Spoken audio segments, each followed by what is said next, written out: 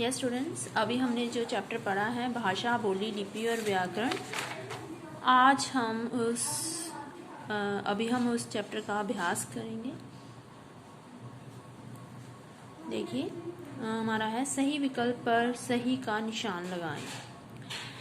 विचारों की अभिव्यक्ति के लिए प्रत्येक प्राणी किसका सहारा लेता है?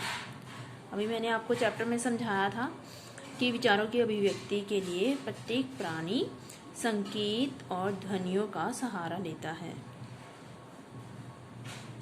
ठीक है, तो यहाँ पे हमारा राइट आंसर क्या होगा? संकेत और ध्वनियों का सहारा लेता है। भाषा के कितने रूप हैं? हमने अभी चैप्टर में पढ़ा था भाषा के 3 रूप बताए गए हैं। अभी हमें यहाँ पर देखा था भाषा के 3 रूप हैं, मौखिक, लिखित, सांकेतिक भाषा। तो हमारी जो राइट ऑप्शन क्या हो जाएगी? 3।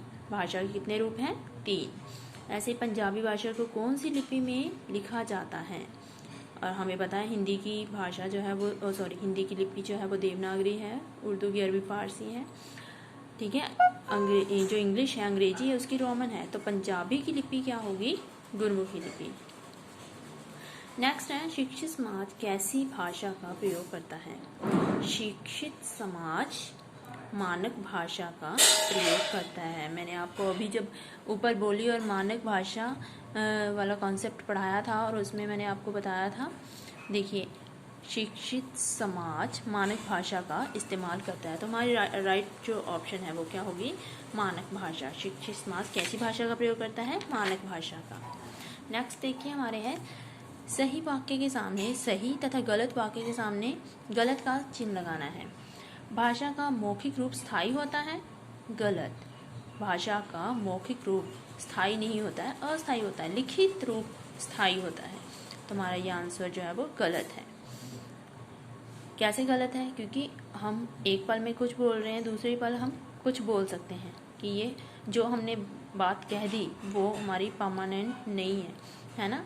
नेक्स्ट पल हम कुछ और भी बोल सकते हैं। तो भाषा का जो मौखिक रूप जो है वो कभी भी स्थायी नहीं होता है, स्टेबल नहीं होता है। ठीक है, लिखित जो हमने लिख दिया एक बार वो हमारा जो है स्थायी हो सकता है। ठीक है, तो भाषा का मौखिक रूप जो है वो स्थायी होता है। गलत आंसर है।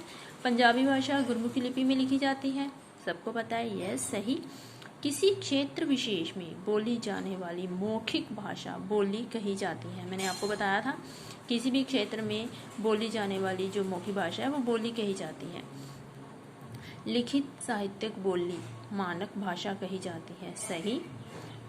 संस्कृत भाषा की लिपि क्या होती है? देवनागरी। यस।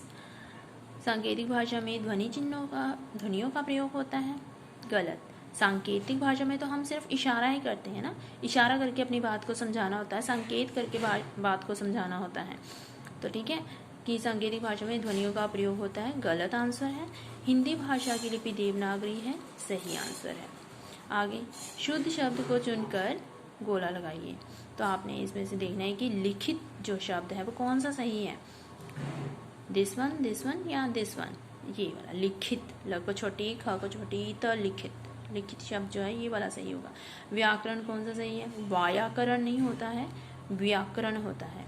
ठीक है, व्याकरण यानी कि आधे व की आवाज़ आ रही है। व्याकरण भी नहीं होता है, व्याकरण होता है यानी कि आधा व। तो ये वाला सही है। ठीक है, क्षेत्रीय होता है, क्षेत्रीय होता है या क्षेत्रीय होता है। बड़ी की मात्रा आएगी तो क्षेत्रीय जाएगी। थर्ड वन सही होगा।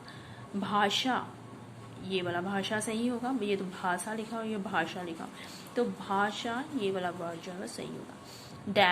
देवनागरी नहीं होता है, देवनागरी भी नहीं होता है, देवनागरी होता है। तो देवनागरी की स्पेलिंग जो है ये होंगे आपके। तो राइट ऑप्शन है। भाषा और लिपि के सही जोड़े बनाइए। हिंदी की लिपि मैंने आपको बताई थी कौन सी लिपि होती है हिंदी की? देवनागरी लिपि। उर्दू की लिपि कौन सी होती है? अरबी फारसी। पंजाबी की लिपि कौन सी होती है? गुरमुखी। अंग्रेजी की लिपि कौन सी होती है? रोमन। संस्कृत की लिपि भी देवनागरी ही होती है। मराठी की लिपि कौन सी होती है? मराठी की लिपि भी देवनागरी होती है। आपने याद रखना है हिंदी, संस्कृत और मराठी, इन तीनों की जो लिपि है वो देवनागरी लिपि ही होती है। ठीक है, आपको ये बुक वर्क जो है क्लियर होगा आई होप। आप सभी ने इस बुक वर्क को अपनी बुक पर ही फिल करना है और अच्छे से जो इस चैप्टर को लर्न करना है book work with question answers. मैं क्वेश्चन आंसर्स के आपको नोट्स सेंड कर रही हूँ साथ में, तो आपने उन नोट्स को देखकर अपनी जो है कॉपी जो है पूरी प्रिपेयर करनी है। ये सारे question answer 1 to 8 question answers के नोट्स सेंड कर रही हूँ आपको इसके साथ। तो आपने ये क्वेश्चन आंसर जो है अपनी फेयर कॉपी ग्रामर की कॉपी में राइट डाउन करना है। ओके, ठीक है। और साथ में लर्न भी करना है ऑल चैप्टर। ये आपका 1 वीक का जो है होमवर्क है। ये आपने 1 वीक में सारा चैप्टर जो है वो अच्छे से रीड करना है, अच्छे से इसे समझना है और अच्छे से लर्न करना है। और अगर आपको कोई भी प्रॉब्लम हो तो आपने जो है मुझसे पूछ सकते हो, मैसेज कर सकते हो आप मुझे। ओके, चलो, थैंक यू।